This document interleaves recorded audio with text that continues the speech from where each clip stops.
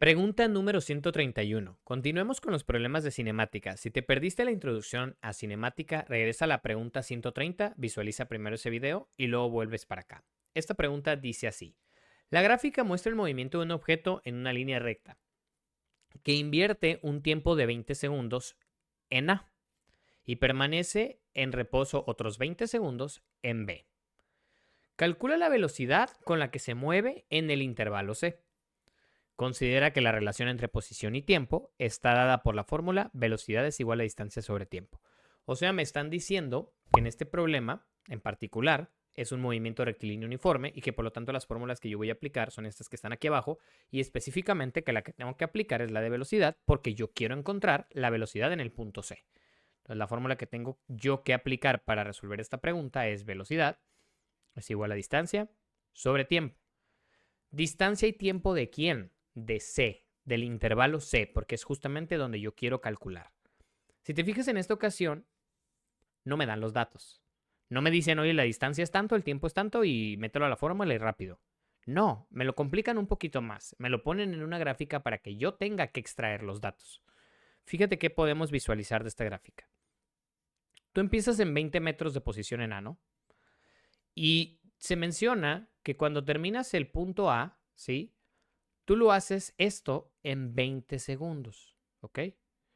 Y luego dice que permaneces en el mismo espacio durante 20 segundos más.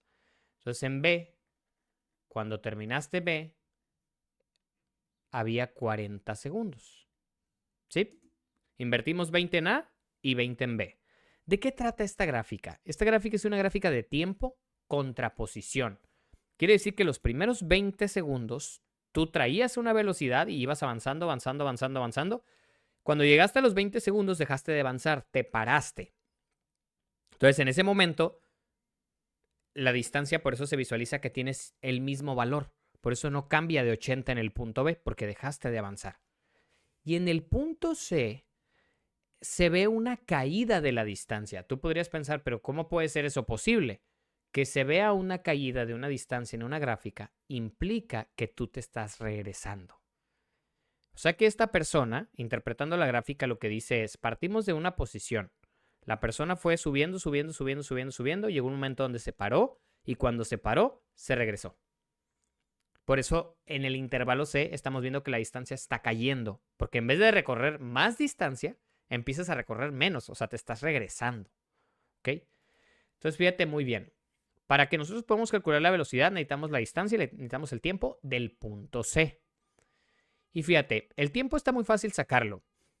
Si cuando terminaste B traías 40 segundos y cuando terminaste C traías 60, quiere decir que el tiempo que hubo entre el inicio y el fin de C es de 20 segundos. La variable T está muy fácil sacarla, 20 segundos. Ahora fíjate qué pasa con la distancia. Cuando tú empezaste el intervalo C, traías 80 metros, ¿verdad?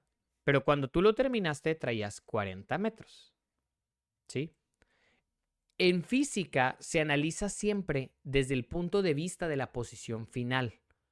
Por eso la fórmula viene con un triangulito en la D y con un triangulito en el tiempo. Porque ese triangulito significa lo siguiente. Velocidad es igual a distancia final menos distancia inicial entre tiempo final menos tiempo inicial. Entonces, el tiempo final en este caso fueron 60 segundos. El tiempo inicial, 40. Por eso es que ya habíamos deducido que esto da 20. 60 porque es el tiempo en el que llegaste al final del recorrido y 40 donde empezaste el recorrido, por eso nos dio 20, ¿no?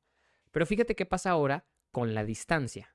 Distancia final, ¿a dónde llegaste? Llegamos a 40. ¿Y de dónde venías? De menos 80. O sea que me da menos 40. O sea que lo que yo voy a dividir es menos 40 entre 20. Y menos 40 entre 20 me da menos 2. Pero oye, ¿cómo puede ser que la velocidad sea negativa? No existe el concepto de velocidad negativa. Fíjate muy bien, en física, que la velocidad salga negativa solamente indica la dirección. Si te salió menos 2 en la respuesta, quiere decir que la persona va en sentido contrario.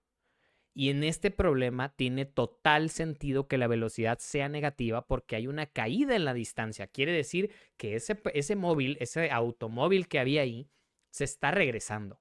Y como se está regresando, vamos a seleccionar la respuesta negativa -2 porque es lo que nos dio. Y el -2 metros sobre segundo significa que la persona está aplicando 2 metros sobre segundo de velocidad, pero en el sentido contrario. Eso es lo que me dice el signo. El signo me dice hacia dónde va el sentido de la velocidad. Hacia la izquierda o hacia la derecha, hacia arriba o hacia abajo. Eso es lo que me va a mencionar el signo. No es que como tal exista la velocidad negativa. Entonces, ¿cuál es la estrategia para resolver este problema? Colocar bien los intervalos de tiempo, ubicar el intervalo justo de donde tú quieres, que en este caso es C. Ya que lo ubicaste, restar la distancia final menos la distancia inicial. Con eso vas a obtener la distancia C, todo lo que se recorrió en realidad en la distancia C, y posteriormente su velocidad.